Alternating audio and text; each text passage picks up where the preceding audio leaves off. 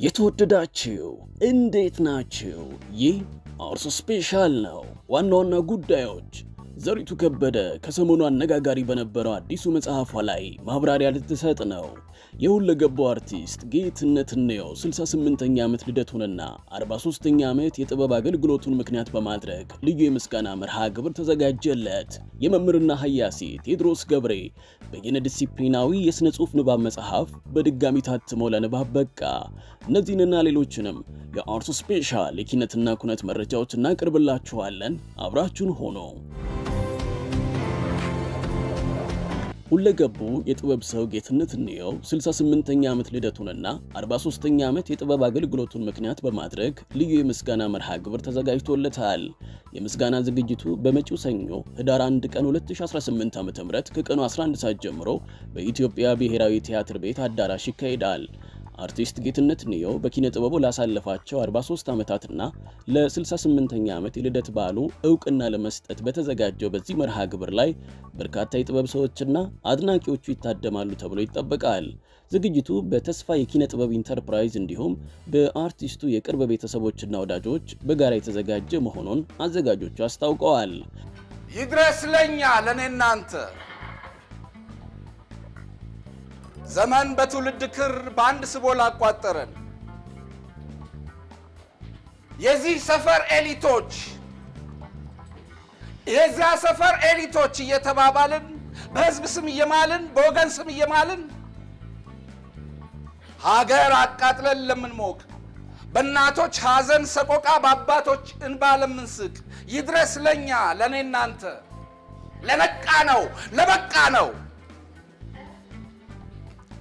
ክፉ ዘመን ክፉ ስራት በጥፋት ላስተሳሰረን በጥላቻ የተዘራ በቂም በቀል የበቀለ ሴራና ሸፍጥ ለወረረን ክህደት ቅጥፈት መሰሪነት የህሊና አይናችንን ልባችንን ለሰወረን ከሰውነት ተራወርደን ከፈጣሪ ተካግደን ሀገር ሽቅብ የምትረጨውን ባናደም ለማይገደን ይድረስ ለኛ ለኔናንተ። በለቱም ይከናወናሉ ተብሎ ከተያዙ መርሃ ግብሮች መካከል ከቀኑ 11 ሰዓት ጀምሮ በሚካሄደው መርሃ ግብር በፌደራል ፖሊስ ማርች ባንድ በመታጀብ ለእንግዶችና ለአርቲስት ጌትነት እንየው ልዩ አቀባበል ይደረጋል ተብሏል። በታዋቂ ድምፃውያን የሚቀርቡ የሙዚቃ ዝግጅቶች፣ በአርቲስቱ ስም የተዘጋጁ ልዩ ተውኔት እንዲሁም አርቲስት ጌትነት እንየው በድርሰት በዝግጅትና በትወና የተሳተፈባቸውን ስራዎች የሚያሳይ የፎቶግራፍ ኤግዚቢሽን ይቀርባልም ተብሏል። በተጨማሪም ሌሎች ልዩ ዝግጅቶችም እንደሚኖሩ አዘጋጆቹ ይፋ አድርገዋል። አዘጋጆቹ የጥበብ አፍቃሪያን በእለቱ በቦታው ተገኝቶ ለአርቲስቱ ያላቸውን አክብሮትና ፍቅር እንዲገልጹም ጥሪ አቅርበዋል። ድምፃዊ አዲስ ለገሰ ማስታወሻ የተሰኘ ሙዚቃ አልበሙን ለአድማጮች ካደረሰ በኋላ ነገ የመጀመሪያ ሙዚቃ ዝግጅቱን ያቀርባል። ቅዳሜ ጥቅምት 29 2018 ዓ.ም አመሻሽ ላይ በሚካሄደው በዚህ የሙዚቃ ዝግጅት ላይ ከአዲስ ለገሰ በተጨማሪም መሳይ ተፈራ ካሳና ተአምር ግዛው የሙዚቃ ዝግጅታቸውን ያቀርቡበታል ተብሏል። ካዛንቺስ የሚገኘው ኢንተር ሌክዠሪ ሆቴል የማስታወሻ የሙዚቃ ድግስ የሚቀርብበት ቦታ ነው። ድምፃዊ አዲስ ለገሰ ከዚህ የሙዚቃ ድግስ መልስ በሀገር ውስጥና ከሀገር ውጭ የተለያዩ ሙዚቃ መሰናዳዎችን እንደሚያቀርብም አዘጋጆቹ ተናግረዋል። ቴዎድሮስ ገብሬ በዓለም ታላላቅ የምርምር መጽሔቶች ላይ በርካታ ጥናቶችን ለንባብ የበቃ የሥነ ጽሑፍ ተመራማሪና መምህር ነው። ከነዚህ የጥናት ሥራዎቹ በዋነኛነት በአማርኛ ቋንቋ የተዘጋጀው በየነ ዲሲፕሊናዊ የሥነ ጽሑፍ ንባብ የተሰኘው መጽሐፉ ተጠቃሽ ነው። ይህ መጽሐፉ ለንባብ ከበቃበት ጊዜ አንስቶ የተለያዩ አስተያየቶች ሲሰጥበት ቆይቷል።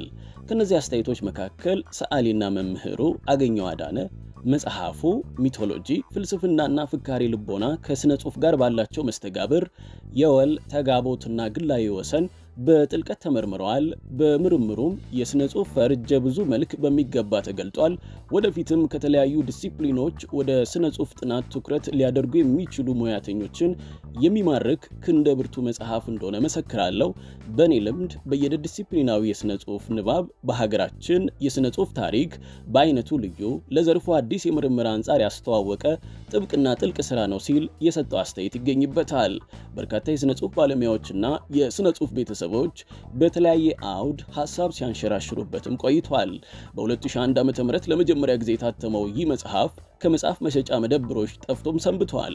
ከሰሞኑም በየነ ዲሲፕሊናዊ ስነ ጽሑፍ ንባብ መጽሐፍ በአዲስ አበባ ዩኒቨርሲቲ ፕሬስ በኩል ዳግም ታትሞ ለንባብ እንደበቃም አርቶ ስፔሻል ያገኘው መረጃ ያመለክታል። መጽሐፉንም በአዲስ አበባ ዩኒቨርሲቲ ፕሬስ የመጽሐፍ መሸጫና በተለያዩ መጽሐፍ መደብሮች ይገኛልም ተብሏል።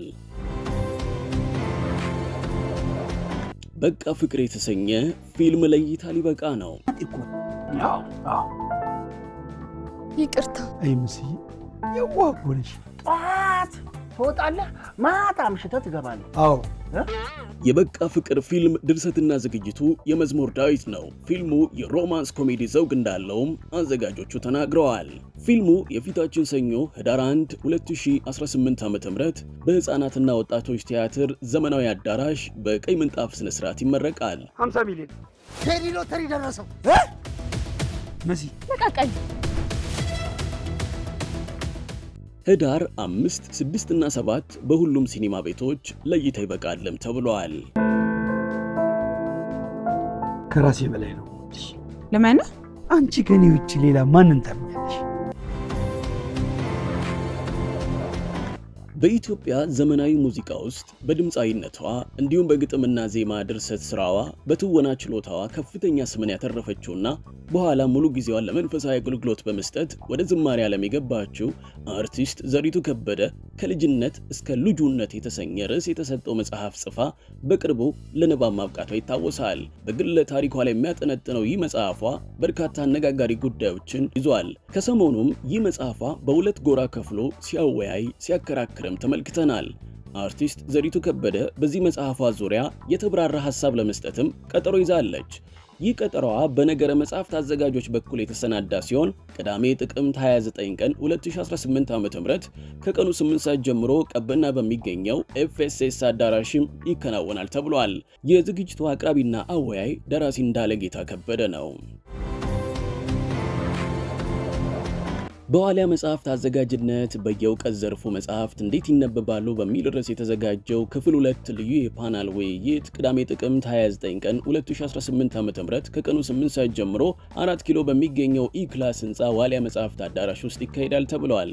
ውይይቱ ስለ አነባበብ ጥበብ፣ መጽሐፍት በተለያዩ አውዶች እንዴት እንደሚነበቡና መጽሐፍ ከእውቀት ባሻገር ስለሚያስገኘው ደስታ የሚያጠነጥን መሆኑም ተነግሯል።